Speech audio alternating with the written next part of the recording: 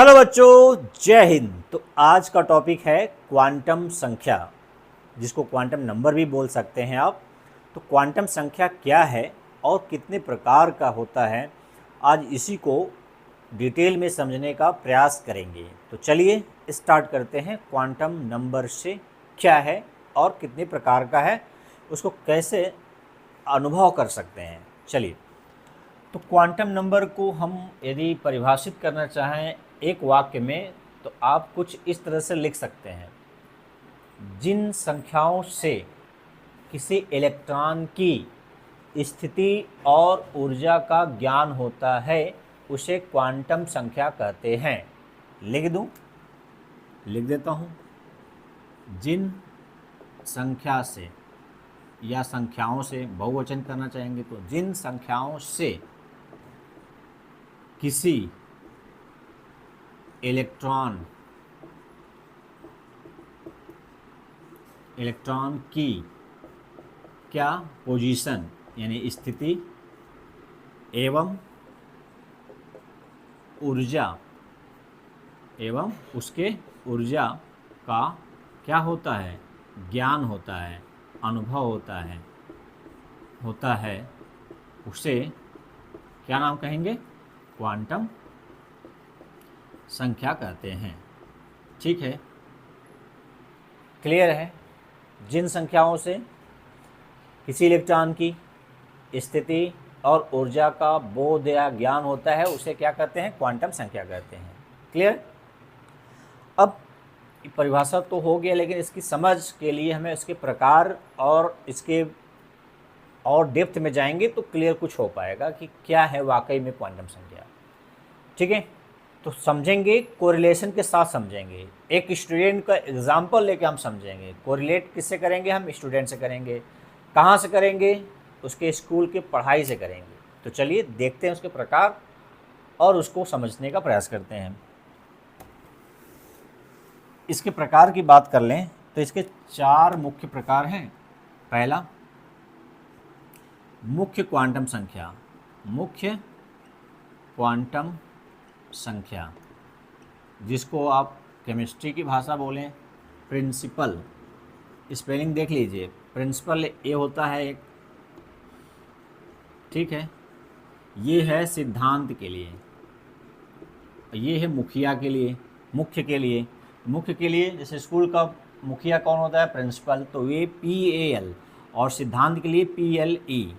यहाँ तक सेम है। ठीक है, तो ये ध्यान रखिएगा, थोड़ा सा प्रोनाउंसिएशन सेम होता है, स्पेलिंग अलग होता है। प्रिंसिपल क्वांटम नंबर, इसको दिखाते हैं स्मॉल n से। किससे दिखाते हैं, स्मॉल n से। दूसरा है द्विगंशी क्वांटम संख्या, इंग्लिश टर्म AG मूथल क्वांटम, क्यूब से क्वांटम पूरा है। ठीक है, नंबर, सिंबल स्मॉल l। तीसरा है 1 2 3 चुंबकी, क्या है, चुंबकी क्वांटम संख्या, मैग्नेटिक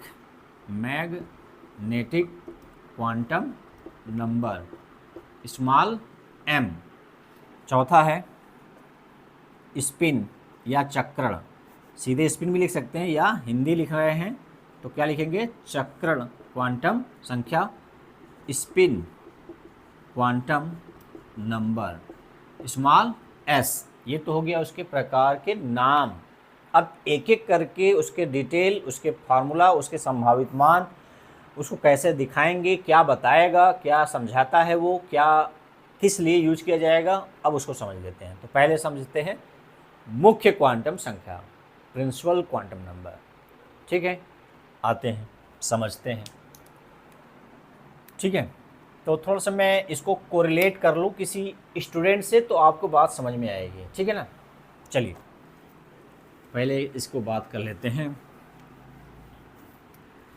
इसको समझाने से पहले हम थोड़ा सा शॉर्टकट आपको समराइज़ कर दें पहले कि हम पढ़ने क्या जा रहे हैं। देखिए, आप जान रहे हैं कि इलेक्ट्रॉन कहाँ होता है, परमाणु में होता है। स्टूडेंट कहाँ पढ़ने जाता है, स्टूडेंट से हम तुलना करने जा रहे हैं ताकि आपको ये क्वांटम संख्या का ज्ञान अनुभव कर पाएँ आप। स्टूडेंट कहाँ पढ़ने जाता है? स्कूल या विद्यालय में। परमाणु में क्या होता है? कक्षा या कोश होता है, कक्षा बोलते हैं, या कोश जिसमें इलेक्ट्रॉन क्या करते हैं? घूमते हैं। समझ रहे होंगे ना? जैसे ये परमाणु है, इसका नाभिक है, तो इसके चारों तरफ क्या होता है? कोश होता है, तो इसको कोच्छा या कोश कहते हैं इंग्लिश में, या केमिस्ट्री भाषा ऑर्बिट। तो स्कूल में क्या होते हैं? कक्षाएं होती हैं, क्लासेस। तो मैं कक्षा सेम हो जाएगा, इसलिए मैं यहाँ क्लासरूम लिख रहा हूँ। क्या लिख रहा हूँ? क्लासरूम। क्लासरूम्स होते हैं। इस कक्षा में क्या होता है? कक्षा के अंतर्गत क्या होता है? कोश या कक्षा, जिसको आप उपकोष कहते हैं, इसके अंतर्गत क्या होते हैं? एक कोश में कई उपकोष हो सकते हैं।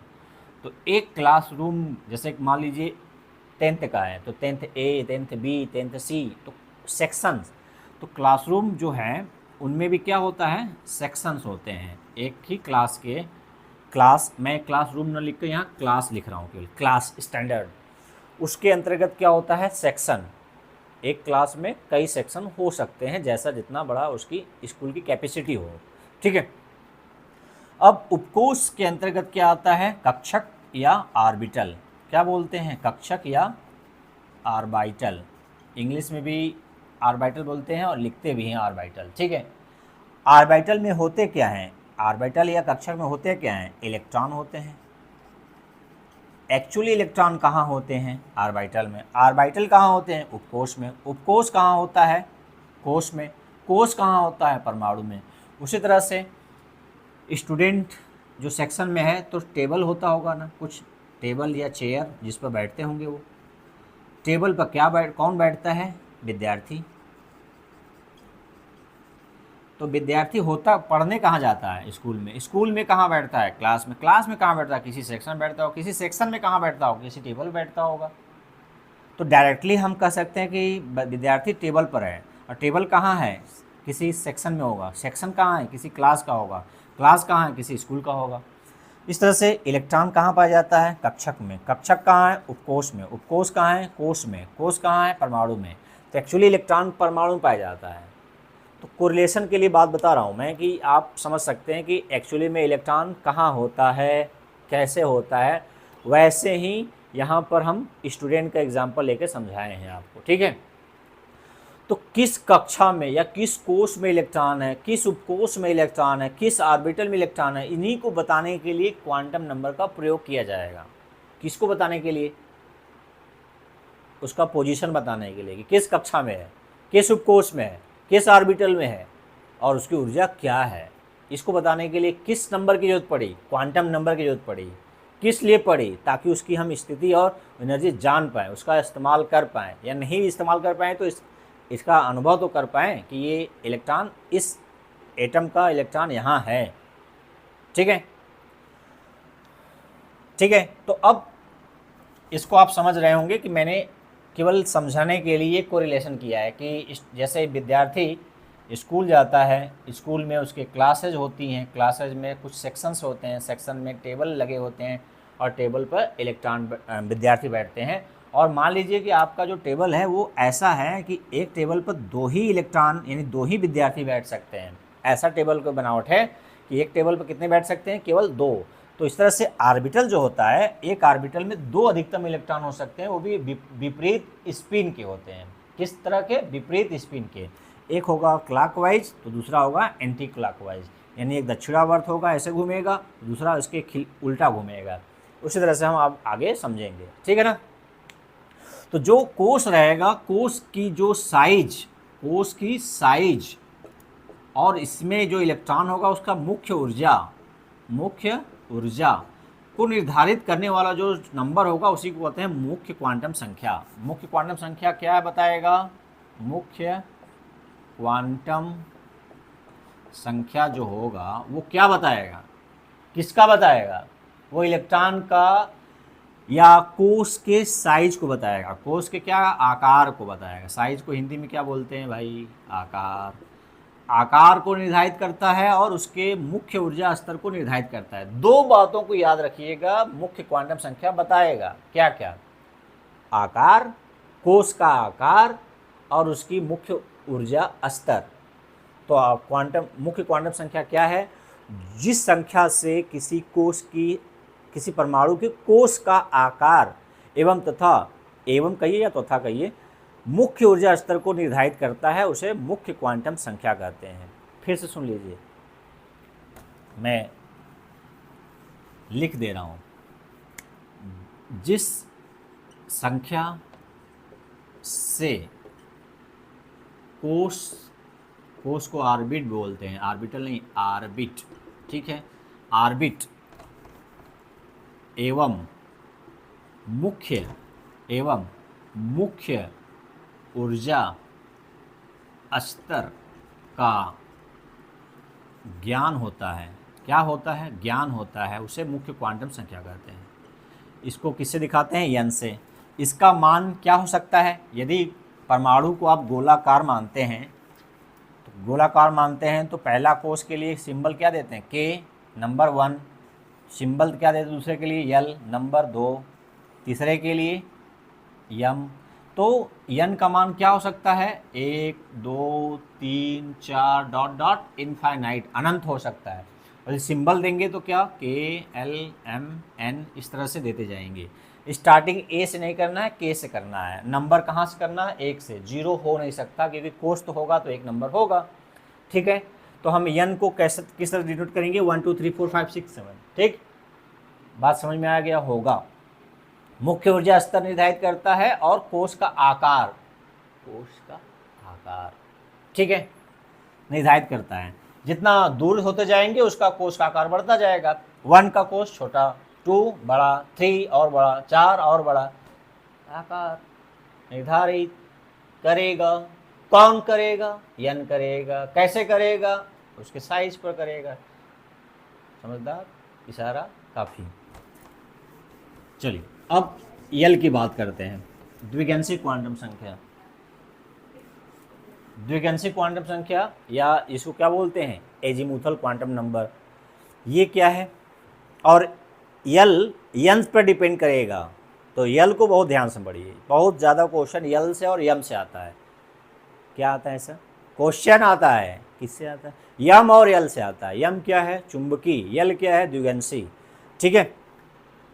यन से बहुत कम आता है, इससे क्वेश्चन बनेगा नहीं, बन सकता है लेकिन संभावना कम होता है। तो चलिए द्विगंशी क्वांटम दूसरा पढ़ते हैं। द्विगंशी, ठीक है, क्या बोलते हैं? एजीमुथल, ठीक है। क्वांटम नंबर अंडरस्टूड है ना? क्वांटम संख्या किससे डिनोट करेंगे? स्मॉल एल से, ठीक है। एल क्या बताएगा? उपकोष की आकृति को। किसको बताएगा?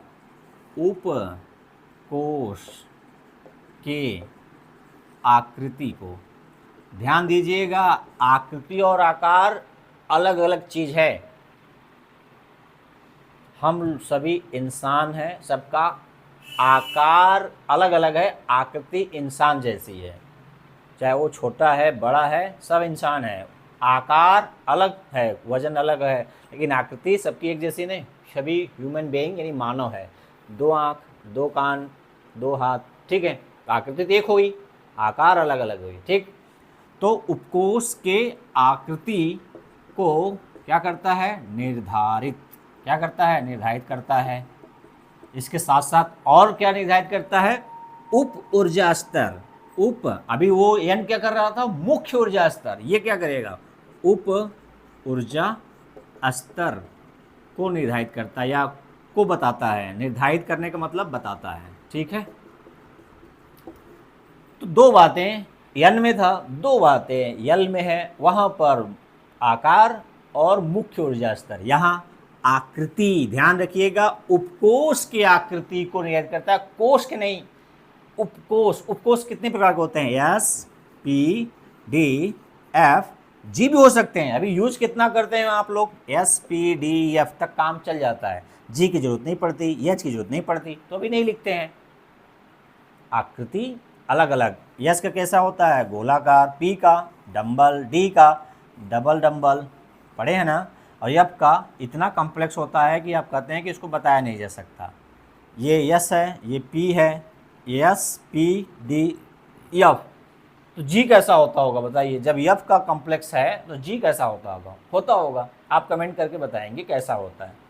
ठीक है, तो ऊर्जा स्तर उप ऊर्जा स्तर को निर्धारित करता है। ठीक है, subsidiary energy level, principal energy level, subsidiary, जैसे स्कूल में प्राचार्य होते हैं, उप प्राचार्य होते हैं, उसी तरह से ये क्या है, यन क्या था, प्रिंसिपल वाला मुख्य, प्रिंसिपल थे, और वाइस प्रिंसिपल कौन है, ये है एल, द्विवंशी क्वांटम संख्या। ठीक है, लगभग समझ रहे होंगे बात, आगे बताएं।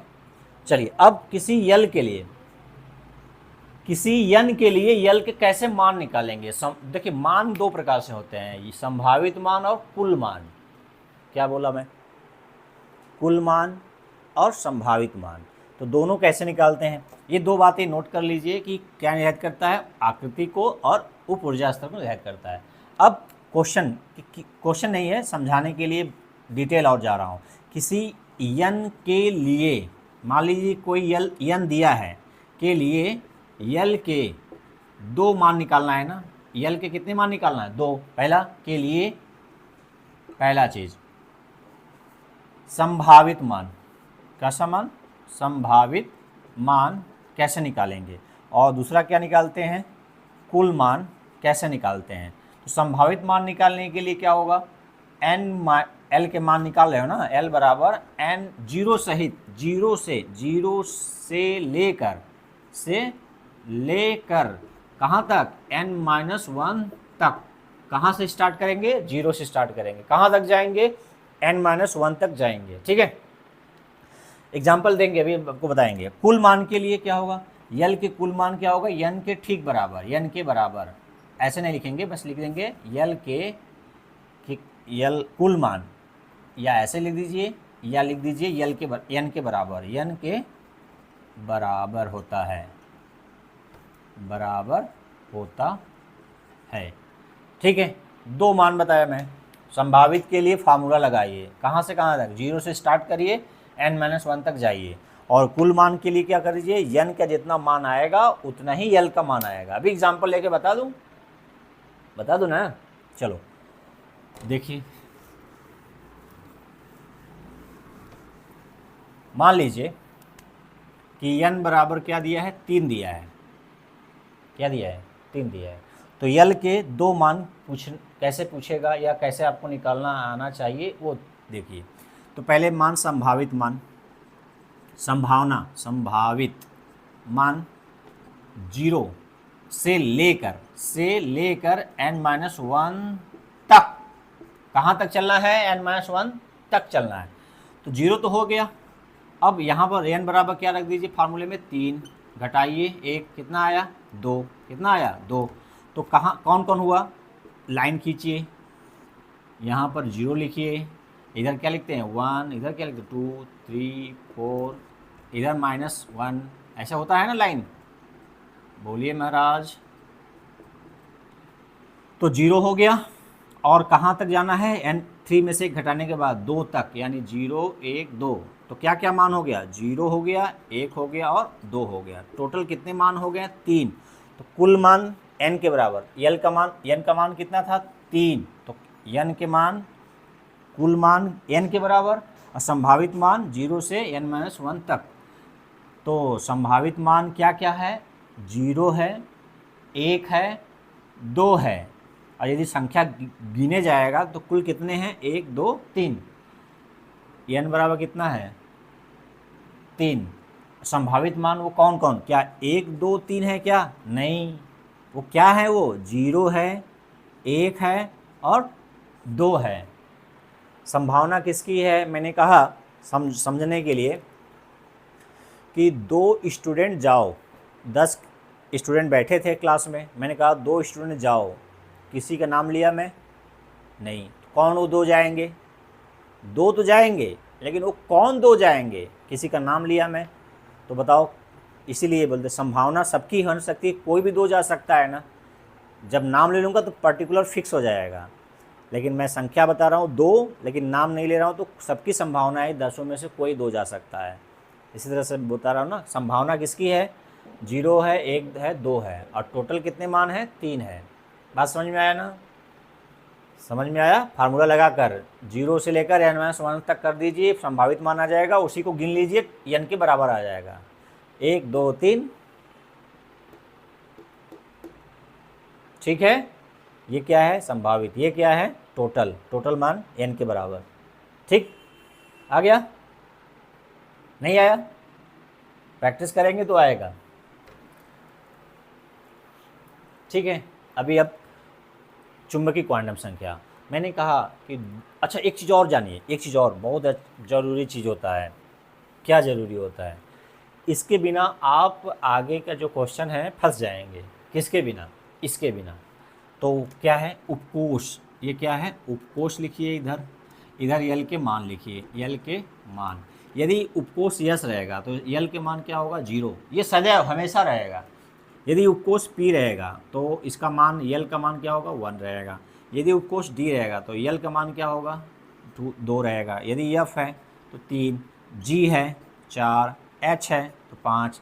यानी स्टार्ट कहाँ से करना है भाई? 0 से करना है बस, 1 से नहीं, 0 से। यस के लिए 0, पी के लिए 1, यस डी के लिए 2, एफ के लिए 3, जी के लिए 4, एच के लिए 5। क्लियर? ये हमेशा दिमाग में रहेगा तो आप यल में कभी नहीं फंसेंगे। ये नहीं रहेगा तो फंस जाएंगे। अभी क्वेश्चन देंगे फंस जाएंगे। सर कैसे? मैंने कहा कि यल का मान याद रहना चाहिए ना, तो नहीं रहेगा तो फंस जाएंगे। अब चलते हैं यम के लिए। बहुत बार यम का मान पूछा है, बहुत ही बार। क्यों? पता है? नहीं पता है? अभी बताते हैं। फंसेंगे तब ना सीखेंगे, पहले फंसेंगे नहीं तो सीखेंगे नहीं। फंसिए। जब फंसेंगे कब? जब पढ़ेंगे। पढ़ेंगे नहीं तो फंसेंगे नहीं। क्यों? कोई ऐसा है कि जो बिना पढ़े फंसा है? कोई ऐसा स्टूडेंट जो बिना पढ़े उसको डाउट हुआ है? कोई है कि जिसको डाउट हो गया बिना पढ़े? ऐसा कोई नहीं है। ये मेरा अनुभव है, आपको पता नहीं किस चीज़ में फंसना समझ रहे हैं। मैं पढ़ाई की बात कर रहा हूँ, फंसे हैं। आप क्या समझ रहे थे? पूछो। ज़्यादा दिमाग न चलाइए, वहीं चलाइए जो काम का चीज़ है। चलिए अब बात करते हैं चुंबकीय क्वांटम संख्या m की। तीसरा, चुंबकीय क्वांटम संख्या, इसको क्या बोलेंगे? क्या बोले थे इसको इंग्लिश में? इंग्लिश नहीं है, केमिस्ट्री की भाषा है। Magnetic quantum number. सिंबल क्या दिए थे? Small m। क्या देते हैं? Small m। ये क्या बताता है? ये बताता है कि आकाश में, त्रिविम आकाश में, आकाशीय अभिविन्यास, कक्षक के त्रिविम अभिविन्यास को बताता है। ठीक है ना? मैं जो बोल रहा हूँ उसको मैं लिख दूँ तो ज़्यादा, बोलने से ज़्यादा अच्छा हो जाएगा। ठीक है? कक्षक, यहाँ पर देखिए इलेक्ट्रॉन के न बोलकर क्या बोल रहा है? कक्षक। क्योंकि इलेक्ट्रॉन कहाँ होते हैं? एक्चुअली में कक्षक में होते हैं, यानी ऑर्बिटल में होते हैं। तो कक्षक के त्रिविम, त्रिविम मतलब 3 विमा, X Y Z, X Y Z, इसको बोलते हैं। जिसके पास 3 अक्ष होते हैं उसको बोलते हैं त्रिविम। 3 विमा जिसके पास हो उसको बोलते हैं त्रिविम। तो आकाश में जो कोई ठोस अवस्था में होगा तो 3 डायमेंशनल होगा। तो आकाशीय अभिविन्यास, कक्षक के आकाशीय अभिविन्यास को निर्धारित करता है कौन? चुंबकीय क्वांटम संख्या। अभी मुख्य क्वांटम संख्या मुख्य ऊर्जा स्तर, आकार को निर्धारित कर रहा था। द्विगेंसी क्वांटम संख्या आकृति को, कक्षक उपकोष के आकृति को, या कक्षक के आकृति को भी बोल सकते हैं। उपकोष या कक्षक दोनों बात बोल सकते हैं। लेकिन यहाँ पर क्या बता रहा है? चुंबकीय अभिविन्यास कैसे बिखरा हुआ। जैसे मेरे हाथ, मेरे 5 उंगलियां हैं। कितनी उंगलियां हैं? 5। कैसे हैं आकाशीय अभिविन्यास, उसको बताना है कि रिंग किस में पहना जाता है। यदि 5 उंगलियां खाली हैं तो रिंग जनरली किस अंगुली में पहना जाता है बताना होगा। तो क्या बताएंगे आप?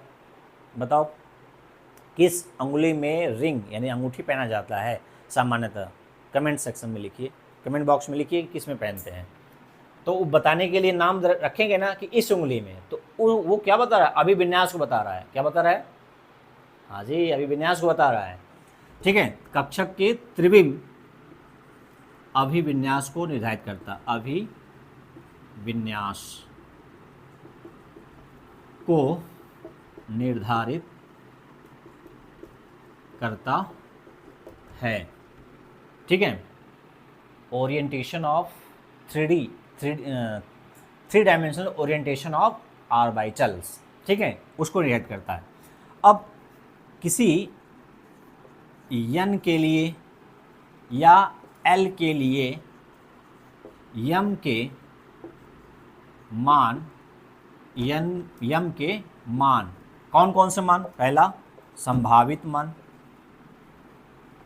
कौन सा मान? संभावित, पॉसिबल वैल्यू। संभावित मान कैसे निकालेंगे? पॉसिबल वैल्यूज कैसे निकालेंगे? तो इसके लिए निकालते हैं m बराबर -l से 0 सहित प्लस l तक।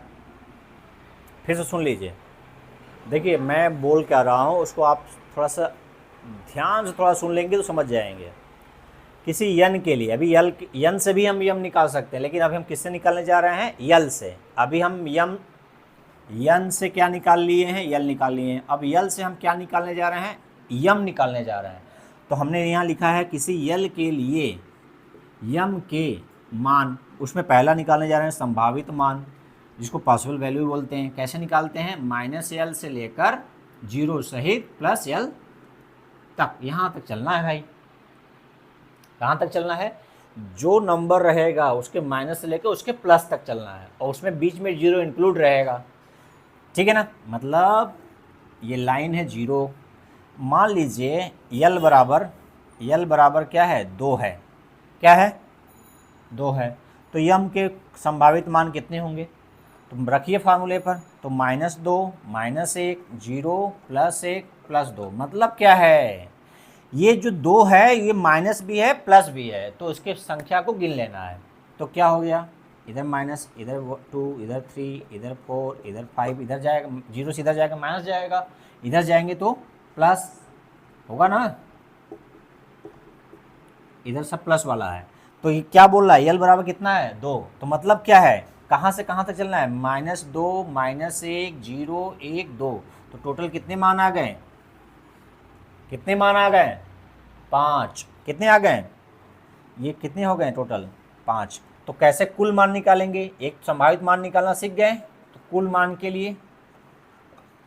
के लिए फार्मूला बनाइए। m बराबर 2l + 1 कर दीजिए। क्या कर दीजिए? 2l + 1 कर दीजिए, आ जाएगा कुल मान। कैसे? अभी l बराबर कितना दिया है? 2 दिया है, +1 कर दीजिए। l बराबर कितना दिया है? 2। तो 2 दूना 4 1। कौन कौन से वो मान है? क्या 1 2 3 4 5 है क्या? ना, 1 2 3 4 5 है नहीं। कौन से वो नंबर? -2 -1 0 +1 +2। मैंने कहा जो नंबर से है वो माइनस से स्टार्ट करिए, अपने आप वहाँ तक चले जाइए, गिन लीजिएगा, वो संभावित हो जाएगा। कुल मान टोटल गिन लीजिए या इस फार्मूले पर रख लीजिए। कुल मान के लिए इस फार्मूले पर रख लीजिए या टोटल गिन लीजिए, उसमें आ जाएगा। आया बात समझ में? बात समझ में आया? संभावित मान माइनस से स्टार्ट करके प्लस l तक जाना है, और कुल मान उसको गिन लीजिए, चाहे इस फार्मूले पर रख दीजिए। ठीक, आ गया। आगे बात करें स्पिन क्वांटम संख्या, चुंबकीय क्वांटम संख्या के बाद कौन सा पढ़े हैं आप? स्पिन, जिसको क्या बोलते हैं? चक्रण। क्या बोलते हैं? चक्रण। चौथा है चक्रण। क्वांटम संख्या क्या बोलते हैं भाई? Spin quantum number. किससे दिखाते हैं? स्मॉल s से। आ रहा है कि नहीं? थोड़ा थोड़ा आ रहा है, पूरा आएगा, थोड़ा सा धैर्य रखना पड़ता है, ठीक है। आपको सब आ जाएगा, थोड़ा सा बस कंसंट्रेशन भंग हो गया तो नहीं आएगा, बनाए रखेंगे तो आ जाएगा।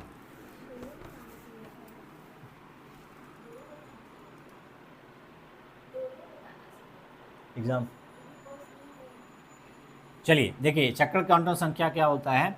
ये एक कक्षक में कितने इलेक्ट्रॉन होते हैं? 2 होते हैं। तो पहला वाला जो इलेक्ट्रॉन को हम मान रहे हैं कि ये क्लॉकवाइज क्या हो रहा है? क्लॉक CLOCK क्लॉकवाइज डायरेक्शन में क्या कर रहा है, चक्कर कर रहा है, स्पिन कर रहा है। और दूसरा वाला जो इलेक्ट्रॉन है वो विपरीत दिशा में चक्कर कर रहा है। किस, इसको बोलेंगे एंटी क्लॉकवाइज। क्या, एंटी क्लॉकवाइज। हिंदी में बोले तो क्या है, दक्षिणावर्त दिशा। ये क्या है, वामावर्त दिशा। यानी अपने दोनों हाथ को क्या ऐसे करेंगे, एक दिशा में हो गया, घड़ी की दिशा में हाथ घुमाइए तो एक दक्षिणावर्त, और घड़ी के सुई की दिशा के विपरीत घुमाएंगे तो एंटी क्लॉकवाइज या वामावर्त कहलाएगा। ठीक है। तो किसी कक्षक में दो इलेक्ट्रॉन अधिकतम हो सकते हैं, एक दक्षिणावर्त हो सकता है, दूसरा वामावर्त हो सकता है। तो जो यस स्पिन क्वांटम संख्या वो स्पिन को बताता है। तो यस के दो मान हो सकते हैं, यदि दक्षिणावर्त है तो +½ मान होगा और वामावर्त है तो -½ होगा। यानी क्लॉकवाइज के लिए हम क्या डिनोट करते हैं, +½ और इसके लिए -½ ठीक है। स्पिन को बताता है। इलेक्ट्रॉन क्या करता है, अपने धुरी पर भी क्या करता है, ऐसे घूमता है। तो दूसरा वाला साथ में रहेगा तो उसके विपरीत दिशा में घूमेगा, तो दोनों का स्पिन एक दूसरे को कैंसिल कर देता है। यदि एक रहेगा तो केवल अकेला घूमता है, नाचता फिरता रहेगा, और दूसरा वाला उसके बगल में रहेगा, उसके विपरीत करेगा तो दोनों का कैंसिल आउट हो जाता है। जैसे यहाँ पर माइनस और प्लस क्या हो जाएगा, कैंसिल आउट हो जाता है। उससे उनका दिशा घूम, ये तो नंबर दिखाने के लिए है, एक्चुअली में घूमने वाला चीज़ होता है। और पहचान के लिए प्लस और माइनस हम दे देते हैं 1/2 1/2। ठीक है। अब क्वेश्चन कैसे कि किसी यम के लिए, किसके लिए, यम के लिए यस के कुल मान कितने होंगे, कुल मान होंगे 2। कितने होंगे, 2। कौन कौन, एक होगा +½ एक होगा -½ ठीक है। अब किसी यन के लिए ध्यान दीजिएगा, मैं यहाँ पर यम लिखा हूँ, यल नहीं लिखा हूँ, यन के लिए यस के कुल मान कितने होंगे, 2n² के बराबर। कितने होंगे, 2n² के बराबर। क्या मैं बोल रहा हूँ, यन के लिए यस के कुल मान की बात हो रहा है, 2n² के बराबर होता है। इसको करके दिखाता हूँ, मैं करके दिखाता हूँ।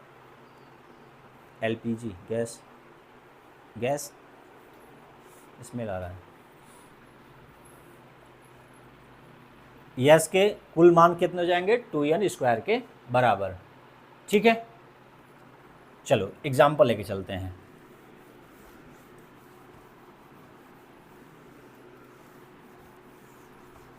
कैसे ये आएगा, फार्मूले फिट होगा, अब दिखाते हैं। ठीक है। चलिए एक एग्जाम्पल, सब एक साथ समझ में आ जाएगा। ठीक है। एक एग्जाम्पल ले लेते हैं, ये लास्ट रहेगा, एग्जाम्पल से सब समझ में आ जाएगा। मान लीजिए n बराबर दे दिया है 3, n बराबर क्या दे दिया है 3, और कह रहा है कि n बराबर 3 के लिए द्विगंशी क्वांटम संख्या, चुंबकीय क्वांटम संख्या और स्पिन क्वांटम संख्या के कुल मान के साथ साथ संभावित मान ज्ञात कीजिए। क्या पूछ रहा है, n बराबर 3 के लिए यल, यम और यस के संभावित मान ज्ञात कीजिए। अब संभावित मान जब निकल आएगा तो कुल मान अपने आप आ जाएगा, जोड़ दीजिएगा सबको। देखिए कैसे करना होगा। तो कैसे करिए, यहाँ लिख दीजिए n, यहाँ लिख दीजिए यल, यहाँ लिख दीजिए यम, यहाँ लिख दीजिए यस, ऐसे लिख दीजिए। फिर n बराबर कितना दिया है 3, बीच में रख दीजिए। ठीक है ना। अब फार्मूला जो बताया गया है उसको रिवाइज करिए कि क्या बताया गया है। संभावित मान पूछा जा रहा है, क्या मान पूछा रहा है, संभावित मान, साथ ही साथ कुल मान, दोनों कुल मान पूछा जा रहा है, कुल संख्या पूछा जा रहा है। तो n बराबर दे दिया 3, तो यल के मान निकालने के लिए क्या फार्मूला लगाते हैं, 0 से कहाँ तक चलते हैं, n-1 तक चलते हैं ना। तो n बराबर 3 के लिए तो क्या हो जाएगा, 0 हो जाएगा, 1 हो जाएगा और 2 हो जाएगा।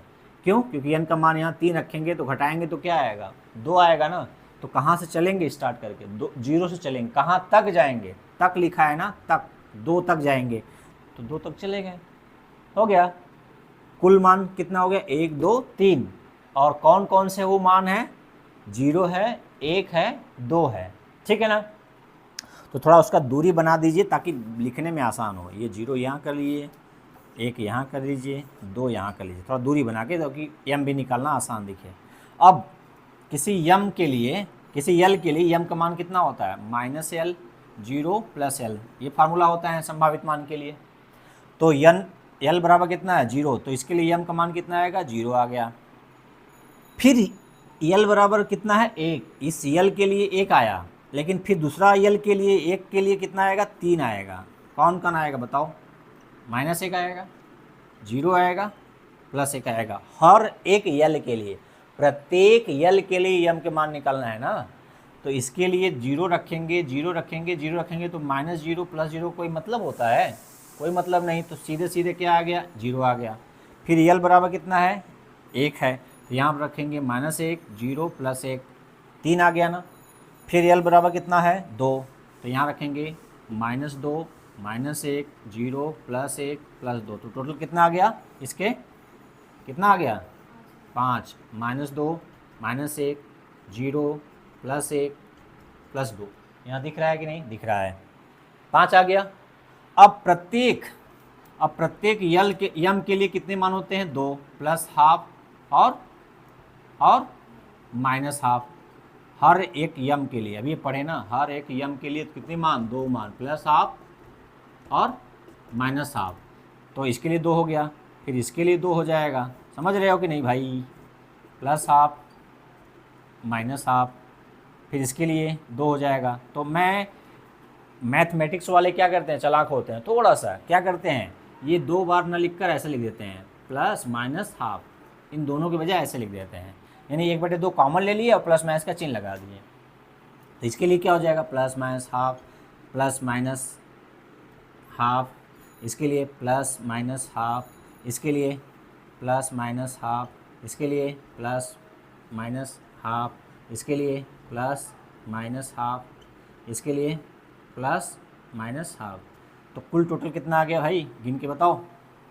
इसके लिए 2 हुआ ना, +-2। पहले सरल समझाने के लिए बताएं, यहाँ 2 बार लिखे हैं, यहाँ 2 बार लिखे हैं, फिर बता दिया हूँ कि इसके बजाय ये लिख सकते हो। तो 1 2 3 4, 4 के बाद 6 8 10 12 14 16 18 कितना आ गया? कितना आ गया? टोटल कितना यस के मान आ गया? 18। तो फार्मूला मैंने क्या बताया था?